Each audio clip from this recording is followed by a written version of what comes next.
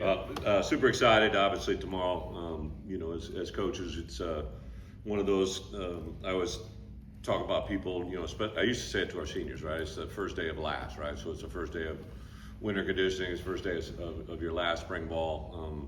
But the way that we live college football now, every year is probably a new year created independently. So we started this season last January in this exact meeting room on the Tuesday after Martin Luther King Day. That's what we always kind of start in this calendar year that we go forward. We got through winter conditioning, 8 weeks of that. We got through spring ball, 15 practices of that. Then we went through a 4-week discretionary week. Then we go to 8 weeks of summer conditioning that our guys wrapped up a week ago today. They had a discretionary week at home, and then tomorrow starts our first day. I kind of elected you can have a different start date. You get X number of practices. So a year ago, we kind of formatted this routine that we're going to live again this year. So we'll hit the ground running tomorrow, literally at 7:30 tomorrow morning. We'll start in here and have meetings all throughout the morning. Have a little bit of break in the afternoon. They'll do a little bit of lifting, but our first practice will be tomorrow night under the lights. Because of the class conflicts here at Illinois, the first 8 practices, so basically these 2 this week, as well as all of next week, Monday, Tuesday, Wednesday, Thursday, Friday, will be evening practice, so we don't have any class conflicts. And then we'll start our first scrimmage a week from Saturday, that first scrimmage, and then the second scrimmage. Those scrimmages are very purposeful. One is at 11 o'clock, which will be the time that we'll start our game against Duke, and the other will be at 6:30, which will be our start time against Western Illinois. So we'll get 2 scrimmages that kind of teach our guys how to prepare. The best dress rehearsal for a game is our scrimmages, so we'll be very attentive in that. The reason I like the evening practice to start with, we'll kind of ease into the weather at this time of year, but also be able to play and perform under the lights at night, so we get our night practices in. On the front end, we'll sprinkle a couple in as we get closer to game day as well, because 2 of our first 4 are for sure evening games. So as far as practices, I know Bret has been on me, and I'll announce it because I know, Bob, you're going to ask me the question.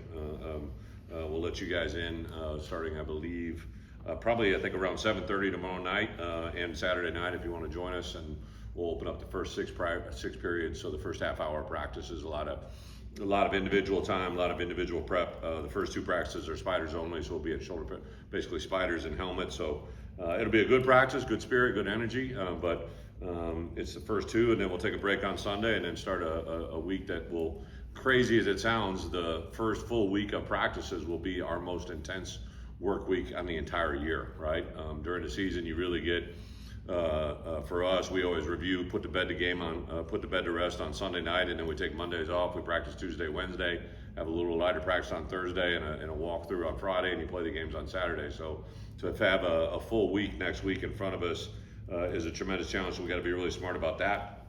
We'll have a couple days, August 12th, we'll do a media day with our entire media, and then on the next day, on the 13th, we'll actually have Big Ten Network here, so you guys will get first exposure to our guys. That'll be after our first scrimmage, and a lot of good stuff to go through at that point. As far as injury-wise, literally, there's 2 or 3 guys that'll be a little bit restricted. One guy might get cleared tomorrow and be ready to go, but all of the guys that didn't participate in the spring are all cleared to go now, right? So everything from Caden Fagan on offense to Miles Scott, Xavier Scott on defense, and everybody else, all those guys are 100% cleared, have been with us really the last half of the summer, July on. So super excited. The only guy that could be restricted for us, it looks like the entire season, would be Grant Smith, an incoming true freshman tight end that unfortunately has got some medical issues that are going to be able to be taken care of. It's just going to prohibit him from being with us. As far as he's with us, he had the summer with us.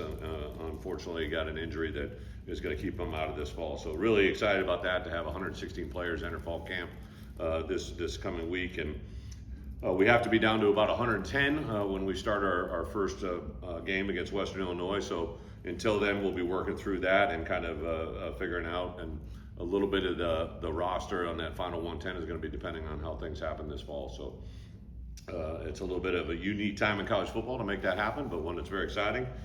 Super excited. I've been with our staff here since we got back from Vegas last week, and really just at this point in my career, right, every year you have a new staff, a new way of doing things. Didn't have any really transition other than one position on the offense defense side of my full-time coaches, but have a lot of new additions around them.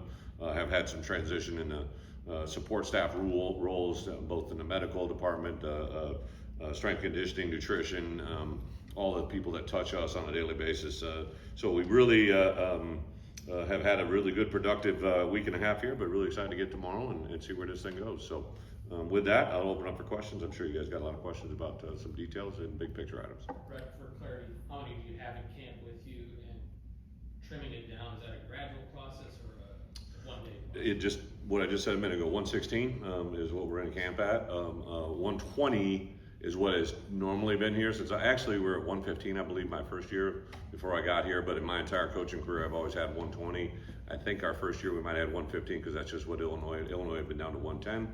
I'd always believed in the 120 number, so we got it up, and then in reality, I was going to have 120, and then after spring ball, I thought I was going to have to get to 105, so that's why I had some conversations with some guys on, and then literally like 2 weeks later, they said, Rutro, we might be able to add more guys, so good or not good, and obviously some guys got some opportunities, but super excited about these 116. They've been with us all summer, and have put everything forward. Yeah, the number as it stands, it's not a hard number, but it'll be somewhere in the 110 range. Brett, you added more depth on the line of scrimmage in the spring.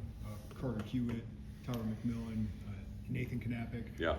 What was the idea behind that, and what did those guys bring? Yeah, I think to be honest, Jeremy, like you learn from your past, right? And I go back to the transition from 22 to 23, and I really thought we were thin in both the fronts.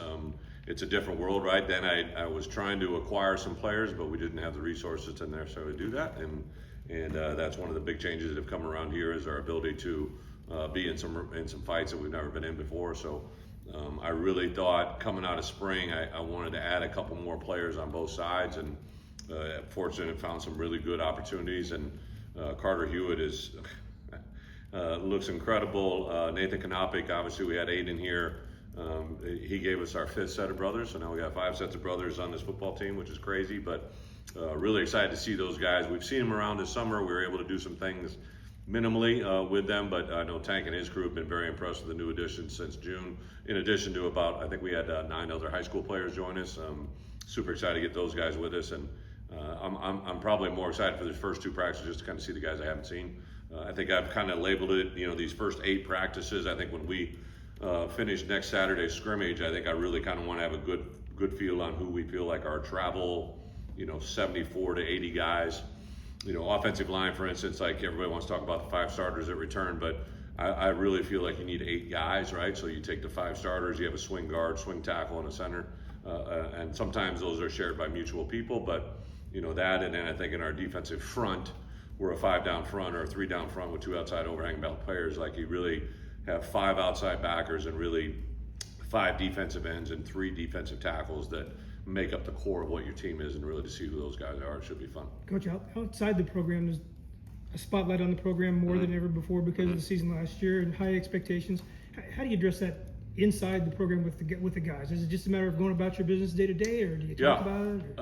I think and I'm sure you guys, followed some of the stuff we said in Vegas, and I always say, like, everybody's talking about the expectations, and just like you earned 10 wins last year, you earn expectations, right? And there's no doubt in my mind that there was a lot of work that went into last year, but just making cut-ups and edits for this coming fall camp, and what I try to teach our guys, I just go back to, we were a 10-win team that had to kick a field goal with 2 seconds from 36 yards to beat a Purdue team that won 1 game all year.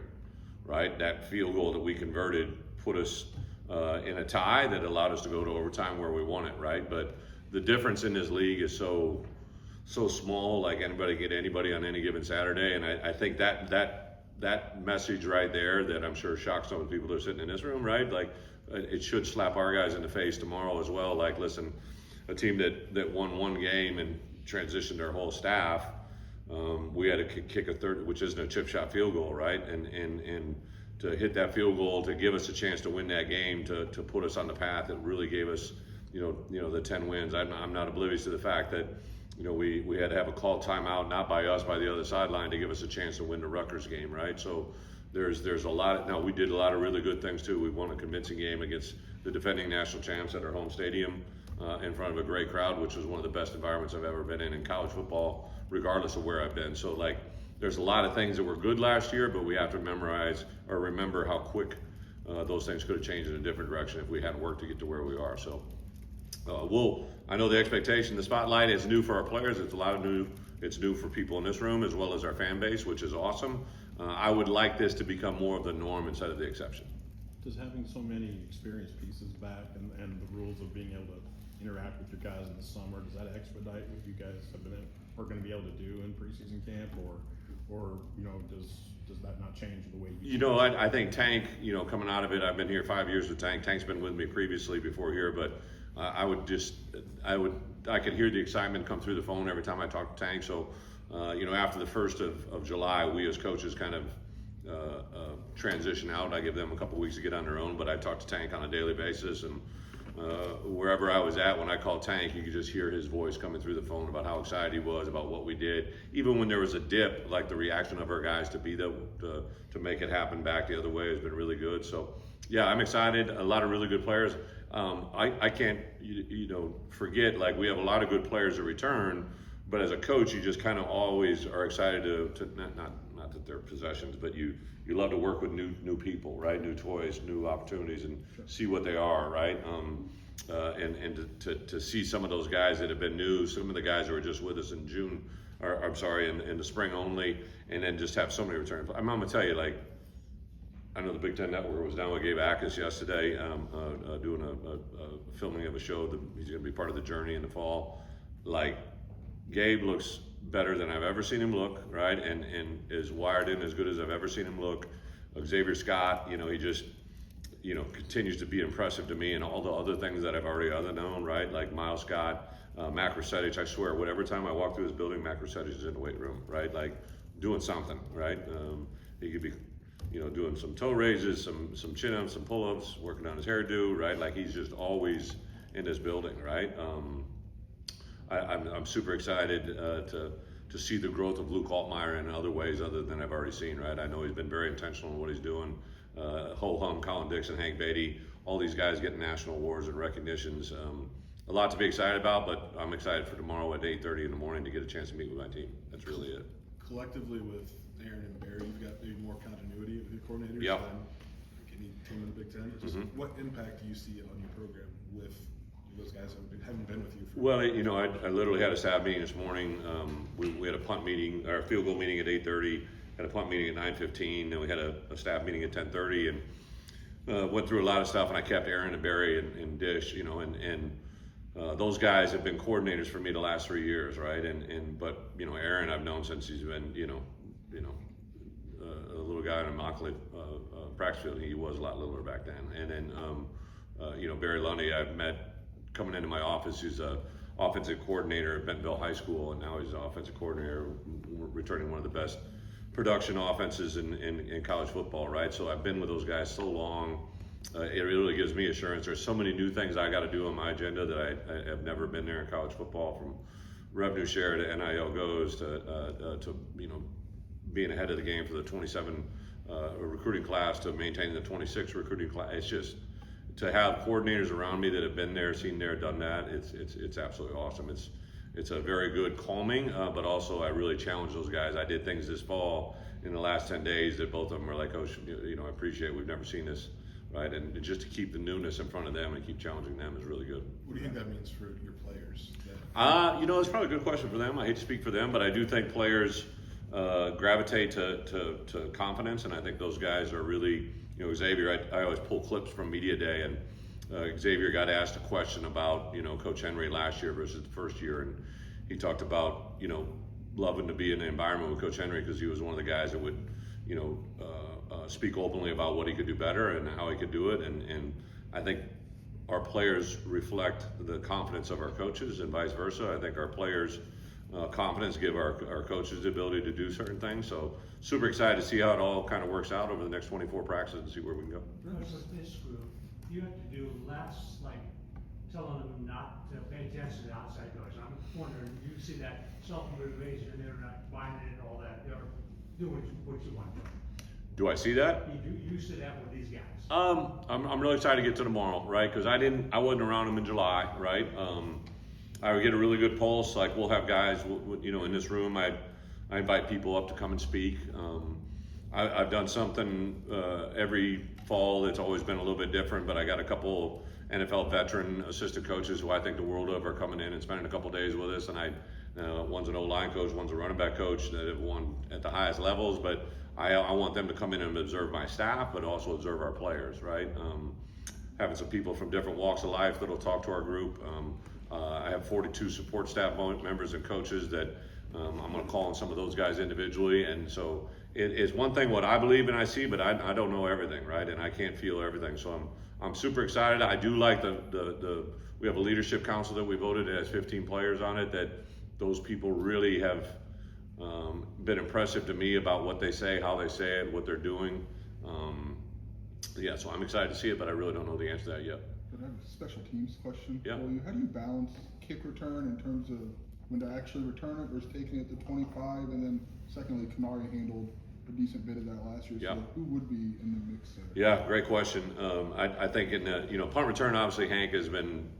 It'd be hard to say that he can pop out of that, but Mac Rusetich, if you remember, opened the opening season last year. So to have those guys there, and then we have a couple new guys that have been that in the past. But kick return really is an open slate. I think there's some of the young guys that were behind Canary last year that really got a lot of good reps. Plus, there's new guys coming to the building. So don't know the answer, and not ditching the question. Honestly, I don't know it. As far as what we do.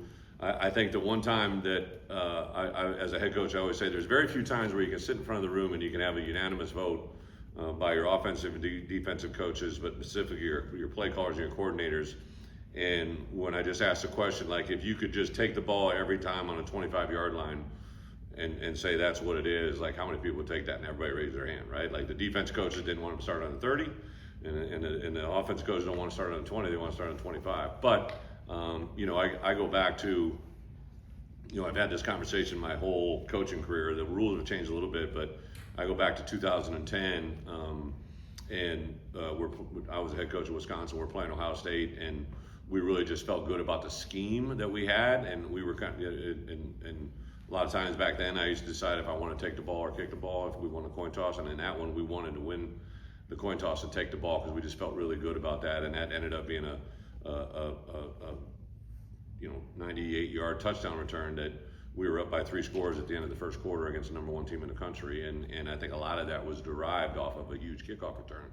So a kickoff return that if you can, I go back to 3 years ago, we had a big opening return almost the 50-yard line. Chase hit an outside zone to the right, and then we hit a wheel route, and we were in the end zone in 3 plays, one special teams and 2 offensive plays. Those things can change momentums in the game, but on the flip side of it, if you get hit in the head as a kick return unit and you start the ball inside a 20-yard line, your chances of scoring, literally are 1 in 30, and those aren't numbers that I want to play with, right? So there's a delicate balance to find that answer, and the answer is game plan. Coach, kind of an oddball question, but Coach Henry has really used the defensive substitution rules to his advantage to try to slow offenses down and whatnot. How would that affect the defense if they do try to speed that up and change the rule or change the emphasis on substitution? Yeah, it's not an oddball question, and it's really kind of a question that as much as you think that makes sense, it really doesn't, right? Like when an offensive team subs, we have the ability to sub in after them. Some people don't, right? And that's their discretion. But most of the time when an offense subs, us at Illinois, that's my choice, right? We will sub as well, right? Like very seldom will you see the offense sub and we don't sub as well. I don't care when it takes place. What teams don't realize is, so I purposely asked this question when I first became a head coach, and pace of play obviously was an issue. They used to say if a team subs 20 seconds or lower, right, like you should have an understanding that the offense, when they do that, the defense may or may not sub in time for you. You're going to be affected by the play caller on offense. Now they say that number is 25, right? If you're referring to what happened in the bowl game, those guys were subbing under 20 seconds. Sometimes it was under 18, and that's just like that's just stealing, right? Like you can't run a big man out and bring him back and not, either they're going to have to take a penalty or they're going to have to take a timeout, right? So I think that's kind of the buzz around what you're asking, right? But no, we're not trying to take advantage. We're just doing what you should do, right? And we've been doing it for a long time. It just got highlighted in the bowl game because all the other business going around it. But I don't. It's you know, the SEC put that out, which I thought was fun to ask, but in our conference, there hasn't even been a discussion about it. That's just something that they felt they had to get off their chest. You had a few guys have their seasons cut short last year. Caden. What's that? You had a few guys have their seasons cut short. Yeah. Maybe not play. Caden, Cole, and Dylan. How excited are you just to see them? Yeah, you know, Caden especially, Cole, same thing. Cole's been kind of you know, nobody else really got to see him except for us, so that one's been a slow build, and I'm just super excited. He's been cleared and got back a little bit in the spring, but it wasn't quite there, right?